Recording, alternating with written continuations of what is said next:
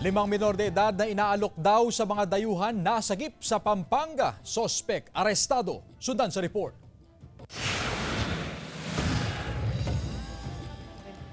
Pagkatanggap ng mark money, pinasok na ng mga tauhan ng NBI Counterintelligence Division ang resort na ito sa Angeles, Pampanga. Ibinaba sa lamesang 18,000 pesos na mark money na tinanggap ng primary target. May karapatan ka manahimik o magsawalang sibo. Nasagip ng NBI ang limang minor de edad na 15 at 17 taong gulang.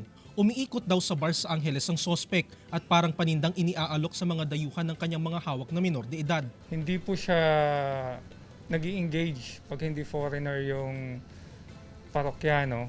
Nag-offer po siya ng sexual services mula sa mga minor na kanyang mga alaga. Meron na po silang mga resort at mga motel na sadyang pinagdadalhan ng mga biktima at hinahatid po nila ito door to door.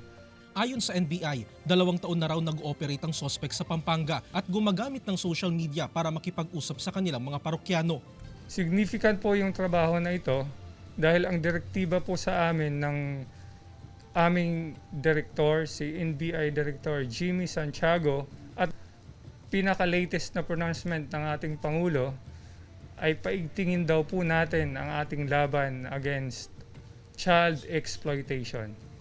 Qualified human trafficking po ay violation na walang piyansa at ito po ay nagdadala ng kaparusahan na life sentence. Sinusubukan pa naming makuhanan ng pahayag ang sospek na nasa detention facility na. Ang mga minor de edad namang biktima na i-turn over na sa DSWD Angeles, Pampanga. Jarek Pasilyao, 1 North Central, Luzon.